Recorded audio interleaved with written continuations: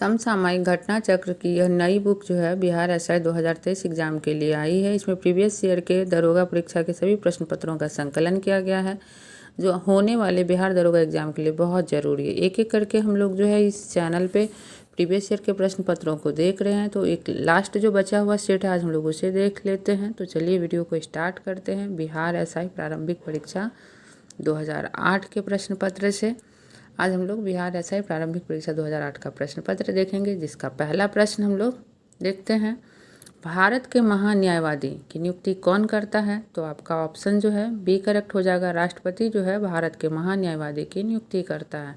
संविधान के अनुच्छेद 76(1) के अनुसार राष्ट्रपति जो है उच्चतम न्यायालय का न्यायाधीश नियुक्त होने के लिए अहरित किसी व्यक्ति को भारत का महान्यायवादी अटॉर्नी जनरल नियुक्त करता है। नेक्स्ट है आपका, भारत का राष्ट्रपति अपना त्यागपत्र किसे सौंपता है? तो ऑप्शन सी करेक्ट, उपराष्ट्रपति को। और किस अनुच्छेद के तहत? तो 56(1) के तहत भारत का राष्ट्रपति अपना त्यागपत्र उपराष्ट्रपति को सौंपता है। भारत के वर्तमान राष्ट्रपति कौन है? तो देखिए 2008 का प्रश्न है। उस समय के हिसाब से आपको ऑप्शन बी करेक्ट हो जाएगा। प्रतिभा पाटिल उस समय की राष्ट्रपति थी, जो कि वर्ष 2007 से आपको 2012 तक रही थी इस पद पर। परंतु वर्तमान में आपको भारत के राष्ट्रपति द्रौपदी मुर्मू जो हैं वर्ष 2022 से कार्यरत हैं। नेक्स्ट है आपका, भारत के नए सेना प्रमुख कौन बने हैं? तो 2007 के हिसाब से आपका ऑप्शन डी जो है करेक्ट हो जाएगा, दीपक कपूर। जब यह प्रश्न पूछा गया था 2008 में, तो उस समय भारत के सेना प्रमुख जो हैं जनरल दीपक कपूर थे, जो कि 1 अक्टूबर 2007 से 31 मार्च 2010 तक इस पद पर है। और वर्तमान में भारत के सेना प्रमुख कौन है? जनरल मनोज पांडे हैं, जो 30 अप्रैल 2022 से इस पद पर हैं। भारत के मुख्य न्यायाधीश कौन है? तो आपको ऑप्शन सी सही हो जाएगा, बालाकृष्णन जो है भारत के मुख्य न्यायाधीश हैं। नेक्स्ट हम लोग इसका व्याख्या देख लेते हैं। प्रश्नकाल के दौरान जो है भारत के मुख्य न्यायाधीश न्यायमूर्ति के.जी. बालाकृष्णन थे, जो 14 जनवरी 2007 से आपको 11 मई 2010 तक इस पद पर रहे। परंतु वर्तमान में भारत के मुख्य न्यायाधीश न्यायमूर्ति डी.वाई. चंद्रचूड़ हैं, और ये 10 नवंबर 2024 तक इस पद पर रहेंगे। राज्य मंत्रिपरिषद किसके प्रति उत्तरदायी होती है? तो आपका क्वेश्चन 6 का आंसर जो है सी हो जाएगा। विधानसभा के प्रति जो है राज्य मंत्रिपरिषद उत्तरदायी होती है। संविधान का अनुच्छेद 164(2) के अनुसार राज्य की विधानसभा के प्रति सामूहिक रूप से उत्तरदायी होती है। नेक्स्ट क्वेश्चन है, बिहार में पुल सड़क निर्माण के लिए सरकार ने किस कंपनी के साथ अनुबंध किया है? तो आपका ऑप्शन डी सही हो जाएगा, इरकॉन कंपनी के साथ अनुबंध किया है।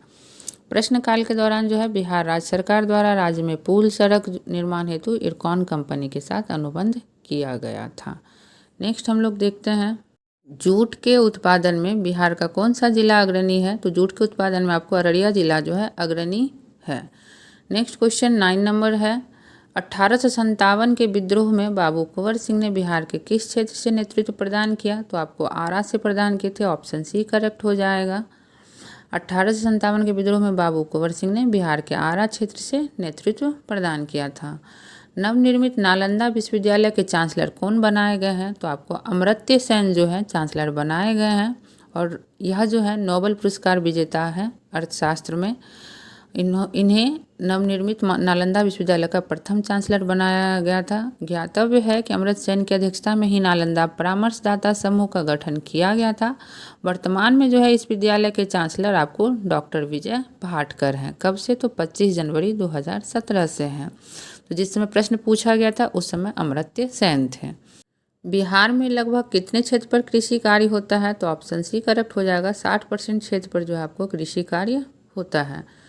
नेक्स्ट क्वेश्चन है, भारत के महान्यायवादी को कौन हटा सकता है? तो राष्ट्रपति जो है हटा सकते हैं। संविधान के अनुच्छेद 76(4) के तहत भारत का महान्यायवादी राष्ट्रपति के प्रसाद पर्यंत, अर्थात जब तक राष्ट्रपति की संवैधानिक इच्छा हो, पद धारण करता है। अतः इसे राष्ट्रपति ही पद से हटा सकता है।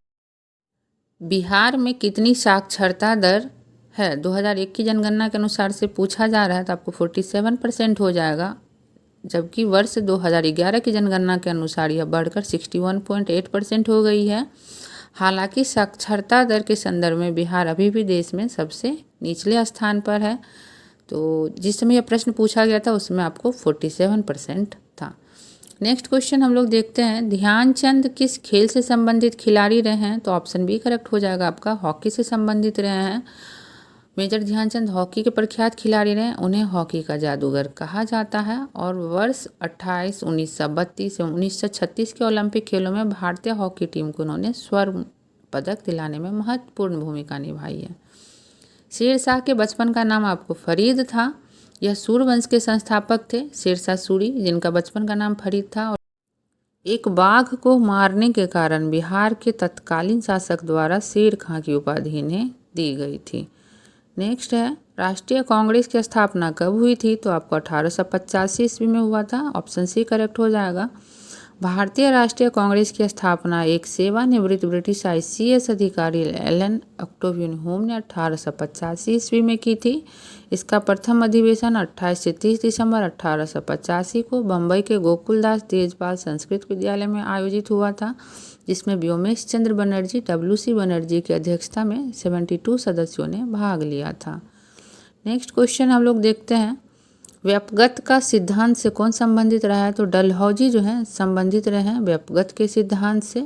भारतीय रजवाड़ों को उत्तराधिकारी के न होने पर इन्होंने क्या किया, ब्रिटिश शासन के अधीन कर लिया था। इस नीति के तहत 1848 ईस्वी में सतारा को, 1849 ईस्वी में जैतपुर एवं संभलपुर को, 1850 ईस्वी में बघाट को, 1852 ईस्वी में उदयपुर, 1854 ईस्वी में झांसी और नागपुर का विलय किया था। इसके अतिरिक्त उसने 1856 ईस्वी में अवध को कुशासन के आरोप में विलय कर लिया था।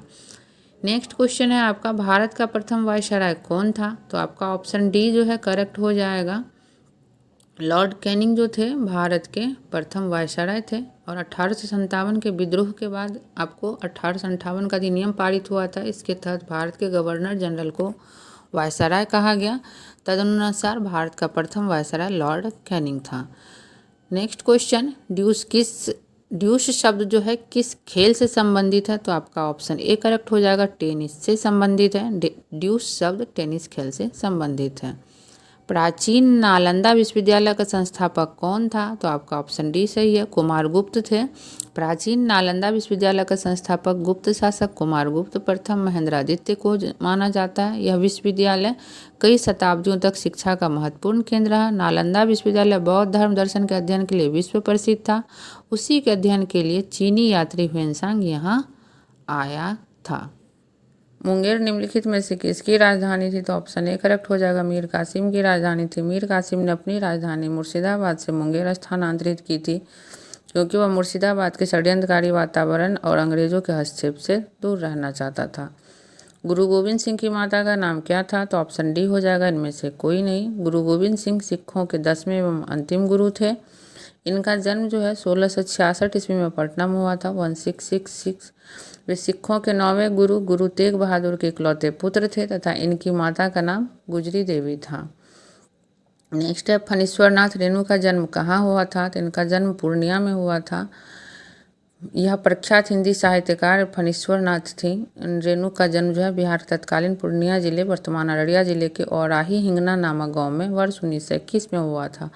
उपन्यास मैला आंचल इनकी कालजयी कृति है। कामायनी पुस्तक के रचयिता कौन थे?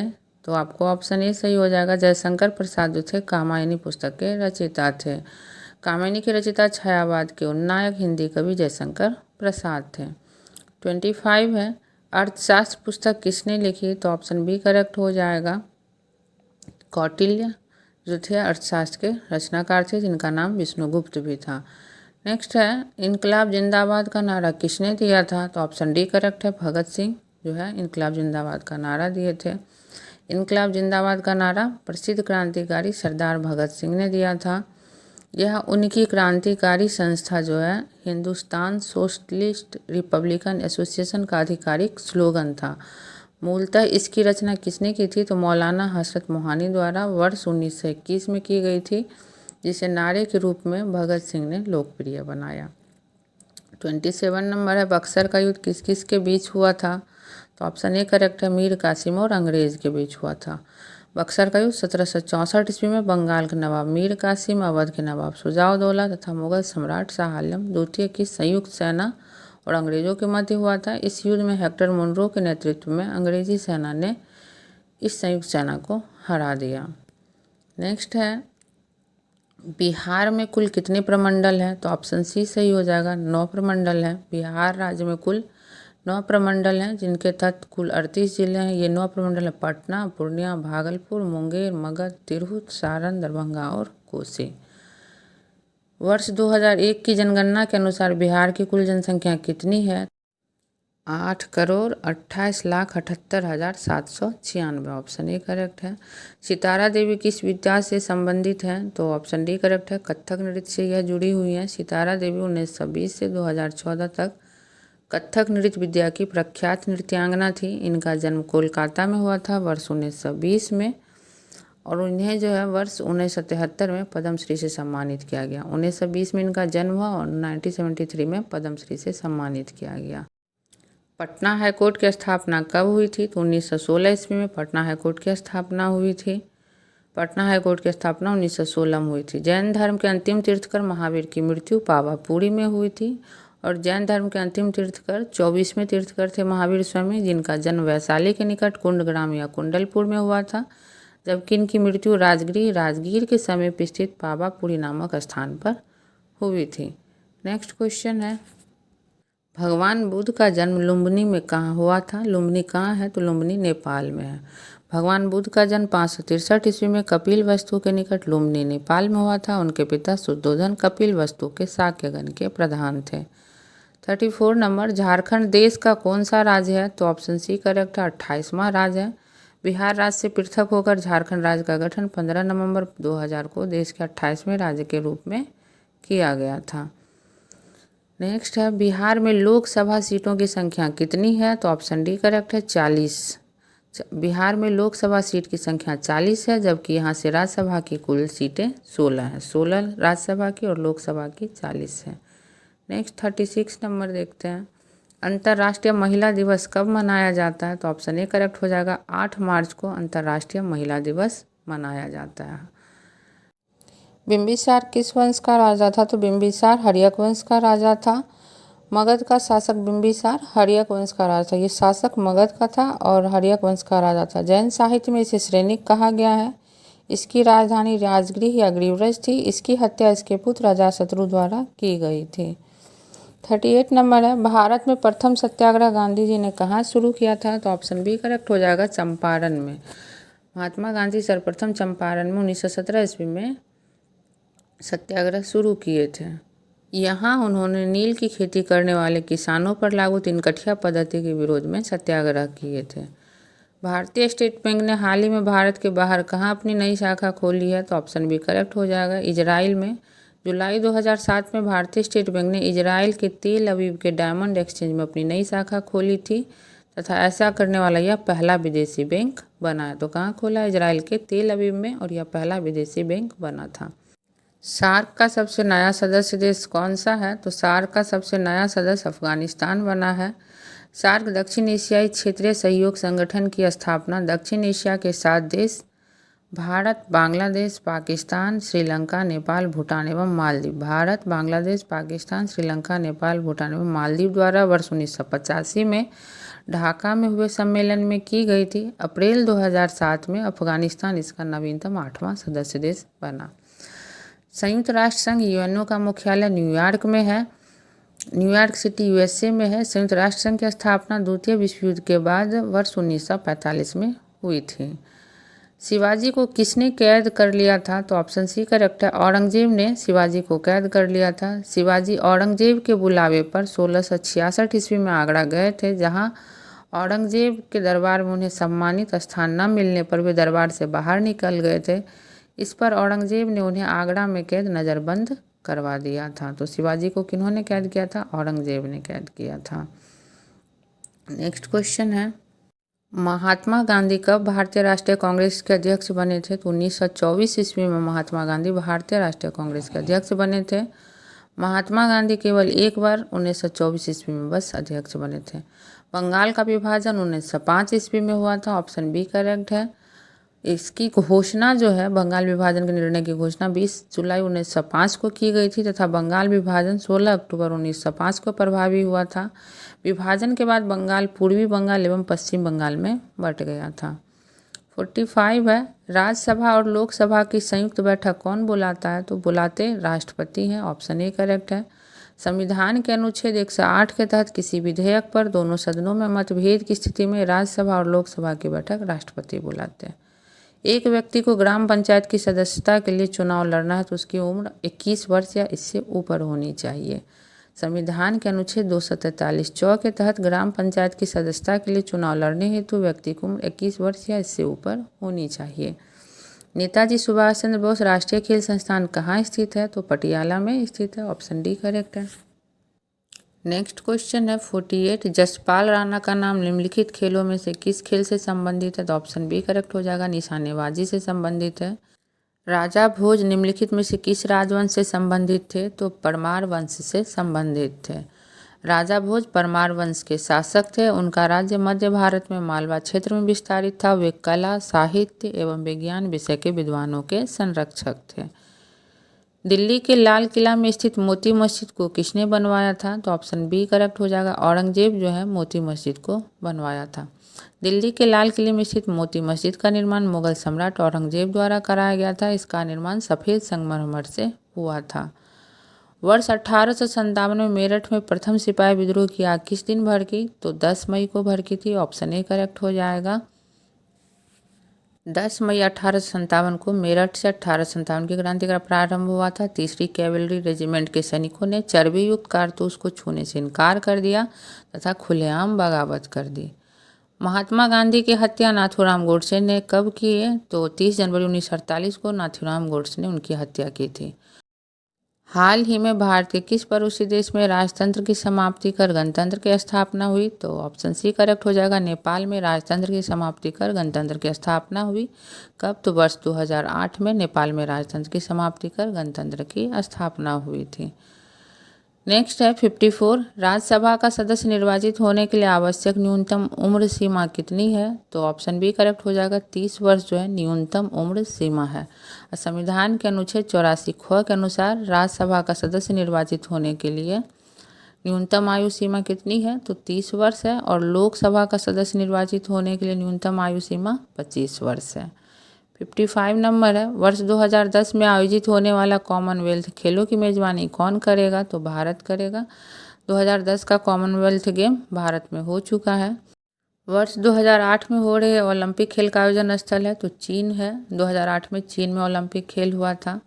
श्वेत क्रांति का संबंध किस क्षेत्र से है? तो दुग्ध उत्पादन से है और भारत में इसके जनक वर्गीज कुरियन को माना जाता है।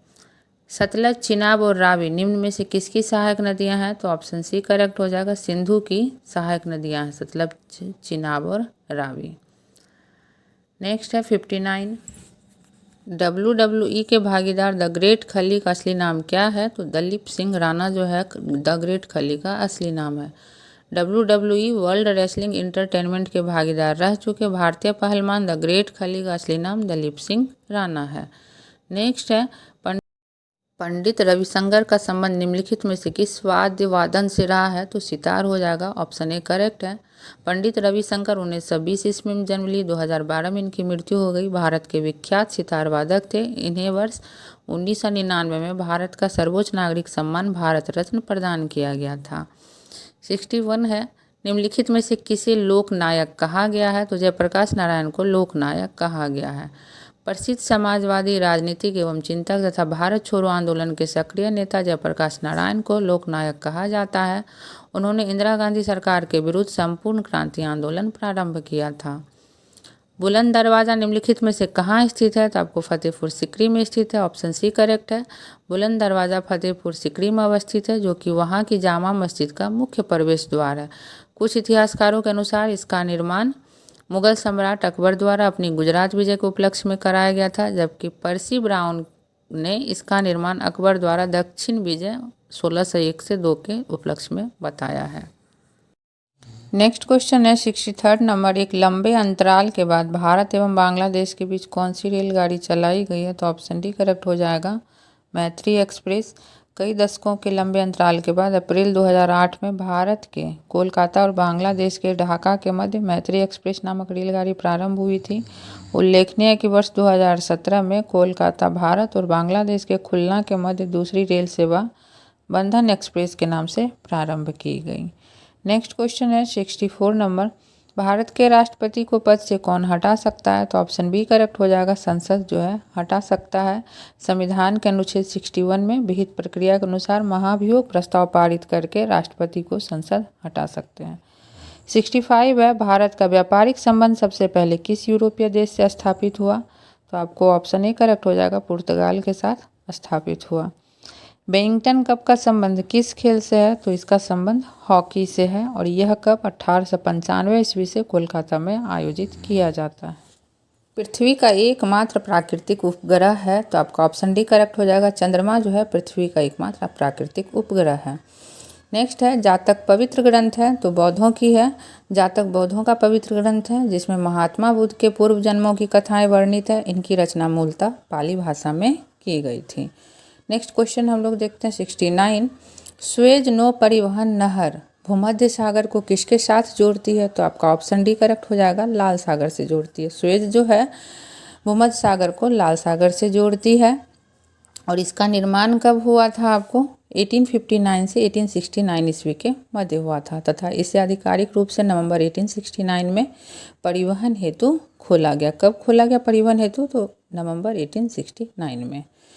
नेक्स्ट हम लोग देखते हैं, भगवान बुद्ध ने अपना पहला धर्मोपदेश सारनाथ में दिया। बोध गया में ज्ञान प्राप्ति के बाद महात्मा बुद्ध जो है ऋषिपत्तनम सारनाथ पहुँचे, जहां उन्होंने 5 ब्राह्मणों को अपना पहला धर्मोपदेश दिया। बौद्ध ग्रंथों में इस घटना को धर्म चक्र प्रवर्तन कहा गया है। 71 है, अनुच्छेद 370 का संबंध किस राज्य के विशेष प्रावधान से है? तो आपका ऑप्शन सी करेक्ट हो जाएगा, जम्मू कश्मीर से। नेक्स्ट क्वेश्चन हम लोग देखते हैं, रज्मनामा फारसी में अनुवाद था महाभारत का। अकबर द्वारा महाभारत का फारसी अनुवाद रज्मनामा नाम से कराया गया था। यह अनुवाद नकीब खां, बदायूनी तथा फैजी आदि विभिन्न विद्वानों द्वारा किया गया था। 73 है आपका, वह मुगल सम्राट जिसका 2 बार अभिषेक हुआ? तो वह औरंगजेब थे, इनका 2 बार अभिषेक हुआ। इनका पहला राज्याभिषेक जो आपको दिल्ली में 31 जुलाई 1658 को हुआ था, 31 जुलाई 1658 को, और दूसरा राज्याभिषेक 15 जून 1659 को हुआ था। नेक्स्ट क्वेश्चन है, अंग्रेजों को सुनहरा फरमान कब प्रदान किया गया था? तो आपका ऑप्शन सी सही हो जाएगा, 1717 ईस्वी में अंग्रेजों को सुनहरा फरमान प्रदान किया गया था। नेक्स्ट क्वेश्चन है 75 नंबर, पुर्तगालियों ने गोवा पर अधिकार कब किया? तो 1510 ईस्वी में उन्होंने अधिकार किया। अल्फांसो द अल्बुकर्क के नेतृत्व में बीजापुर के शासक यूसुफ आदिल शाह से गोवा को छीनकर अपने अधिकार में पुर्तगालियों ने गोवा को अपने अधिकार में कर लिया था, आपको 1510 ईस्वी में। नेक्स्ट है, रेशम किससे उत्पन्न होता है? तो कीट से उत्पन्न होता है। ऑप्शन ए करेक्ट हो जाएगा आपका, रेशम जो है कीट से उत्पन्न होता है। मोबाइल सेल फोन के काम करने के लिए निम्न में से कौन सा अत्यावश्यक है? तो आपका ऑप्शन डी सही हो जाएगा, उपर्युक्त सभी जो है अति आवश्यक है। काम करने में अनुकूल हैंडसेट, सेवा प्रदाता नेटवर्क, सिम कार्ड, यह सभी जो है आवश्यक है। निम्नलिखित में से पर्सनल कंप्यूटर के कुंजी पटल की कौन सी कुंजी जो है परंपरागत टाइपराइटरों में उपलब्ध नहीं है? तो एंटर जो है आपको परंपरागत टाइपराइटर में उपलब्ध नहीं है। Tab, space bar, back space यह उपलब्ध है। www जो है आपको HTTP, ईमेल, यह सभी जो है शब्द इंटरनेट कार्य प्रणाली से संबंधित है। World wide web, hyper text transfer protocol और इलेक्ट्रॉनिक मेल, यह तीनों ही शब्द इंटरनेट कार्य प्रणाली से संबंधित है। किस रक्त वर्ग के व्यक्ति सर्वदाता यूनिवर्सल डोनर कहलाते हैं? तो ओ जो है आपका यूनिवर्सल डोनर कहलाता है, जबकि AB जो है आपका यूनिवर्सल रेसिपिएंट कहलाता है, यूनिवर्सल रिसेप्टर। कोलोकैल्सिफेरॉल जो है आपको विटामिन डी का रासायनिक यौगिक नाम है। विटामिन डी का रासायनिक यौगिक नाम कोलोकैल्सिफेरॉल है। एड्स का पूर्ण रूप है आपका acquired immunodeficiency syndrome. Option C correct हो जाएगा, एक्वायर्ड इम्यूनो डिफिशियंसी सिंड्रोम। 83 है, दूध के फटने पर कौन सा एसिड उत्पन्न होता है? तो आपको लैक्टिक एसिड जो है उत्पन्न होता है। दूध के फटने या खट्टा होने पर लैक्टिक एसिड हो जाएगा। संतरे जो है आपके विटामिन के प्रबल स्रोत हैं और विटामिन में भी विटामिन सी के प्रबल स्रोत हैं। इसके अतिरिक्त पोटेशियम, कैल्शियम, विटामिन ए और B6 आदि पोषक तत्व भी संतरे में पाए जाते हैं। इनमें से कौन सा रोग जो है मच्छरों से होने वाला रोग नहीं है? यहाँ रोग नहीं है पूछा जा रहा, तो घेंघा जो आपका मच्छरों से होने वाला रोग नहीं है। डेंगू बुखार, मलेरिया, फाइलेरियेसिस, यह सब जो मच्छर से होने वाले रोग है। घेंघा आयोडीन की कमी से उत्पन्न होने वाला रोग है। पालक के पत्ते जो हैं आपके आयरन के प्रबल स्रोत होते हैं और पालक के पत्ते में आयरन के अलावा आपको मैग्नीज, जिंक एवं मैग्नीशियम भी प्रचुर मात्रा में पाया जाता है। दंत क्षय का कारण आपको बैक्टीरिया जनित संक्रमण है। नेक्स्ट हम लोग देखते हैं एंटीटॉक्सिन का इंजेक्शन जो है आपको टिटनस की रोकथाम के लिए दिया जाता है। एंटीटॉक्सिन का इंजेक्शन एल्बर्ट आइंस्टीन एक प्रसिद्ध भौतिक शास्त्री थे, तो ऑप्शन सी करेक्ट हो जाएगा। और 1921 में इन्हें नोबेल प्राइज़ मिला था। टेलीफोन का आविष्कार किसने किया? तो अलेक्जेंडर ग्राहम बेल जो है टेलीफोन का आविष्कार किए थे और इन्हें 1876 ईस्वी में अमेरिकी पेटेंट भी प्राप्त हुआ था। कब? तो 1876 ईस्वी में। नेक्स्ट क्वेश्चन हम लोग देखेंगे 91 नंबर, भाप के इंजन का आविष्कार किन्होंने किया? तो देखिए इसका जो है मुख्यतः आंसर जेम्स वाट होगा, परंतु इसका आंसर ए और बी दोनों है, जेम्स वाट द्वारा और न्यूकॉमन द्वारा। तो हम इसकी व्याख्या देख लेते हैं। थॉमस सेवरी 1650 से 1715 ने खानों से पानी बाहर निकालने के लिए 1698 ईस्वी में भाप के एक इंजन का एक मॉडल बनाया था। 1712 ईस्वी में थॉमस न्यूकॉमन ने भी भाप के इंजन का एक मॉडल बनाया था, परंतु जेम्स वाट ने 1769 ईस्वी में एक ऐसी मशीन विकसित की जिससे भाप का इंजन केवल एक साधारण पंप की बजाय एक चालक के रूप में काम करने लगा एवं कारखानों में शक्ति चालित मशीनों को ऊर्जा मिलने लगी। अतः भाप के इंजन का आविष्कार का श्रेय जेम्स वाट को दिया जाता है, परंतु 1712 ईस्वी में थॉमस न्यूकॉमन ने भी किया था, इसलिए आंसर आपको दोनों है। नेक्स्ट है आपका संक्षिप्त रूप PSLV का अर्थ है, तो polar satellite launch vehicle. Option D correct हो जाएगा। PSLV का अर्थ है पोलर सैटेलाइट लॉन्च व्हीकल और इसका विकास भारतीय अंतरिक्ष अनुसंधान संगठन इसरो द्वारा पृथ्वी की अपेक्षित कक्षाओं में उपग्रहों के प्रक्षेपण हेतु किया गया है। 93 है, जब किसी माध्यम का ताप बढ़ता है तो उस माध्यम में प्रकाश का वेग बढ़ जाता है। तो ऑप्शन ए करेक्ट हो जाएगा। माध्यम का ताप जो है जब बढ़ाते हैं तो माध्यम में प्रकाश का वेग आपका बढ़ जाता है। क्यों? तो क्योंकि माध्यम का ताप बढ़ने से माध्यम का घनत्व घट जाता है, जिससे उसका अपवर्तनांक भी कम हो जाता है और तदनुसार ताप में वृद्धि होने पर उस माध्यम में प्रकाश का वेग बढ़ जाता है। नेक्स्ट है मुख्यतः निम्न गैस ग्लोबल वार्मिंग के लिए जिम्मेदार है। तो यहाँ मेनली पूछा जा रहा है, इसलिए ऑप्शन ए करेक्ट हो जाएगा, कार्बन डाइऑक्साइड, क्योंकि कार्बन डाइऑक्साइड मुख्य रूप से ग्लोबल वार्मिंग के लिए उत्तरदायी होता है। ग्रीन हाउस प्रभाव और ग्लोबल वार्मिंग के लिए उत्तरदायी प्रमुख गैस जलवाष्प लगभग 60%, कार्बन डाइऑक्साइड जो है लगभग 26%, जबकि मीथेन आपको लगभग 4 से 9%, ओजोन लगभग 7 से 3% है। इसीलिए जब ग्लोबल वार्मिंग के मानव जनित कारणों में सर्वाधिक योगदान की बात हो तो CO2 हो जाएगा। निम्न में से किसमें अपरंपरागत ऊर्जा स्रोत का उपयोग होता है? तो सौर लालटेन में जो आपको अपरंपरागत ऊर्जा स्रोत का उपयोग होता है, क्योंकि सौर लालटेन में सौर ऊर्जा को संचित कर उसका उपयोग रोशनी के लिए किया जाता था। सौर लालटेन अपरंपरागत ऊर्जा स्रोत पर आधारित है। निम्न यंत्र से विद्युत धारा का मापन करते हैं, तो ऑप्शन डी करेक्ट हो जाएगा। अमीटर से जो है विद्युत धारा का मापन करते हैं। डायनेमो वह यंत्र है जो निम्न को परिवर्तित करता है, तो यांत्रिक ऊर्जा को विद्युत ऊर्जा में जो है डायनेमो परिवर्तित करता है। ऑप्शन बी करेक्ट हो जाएगा।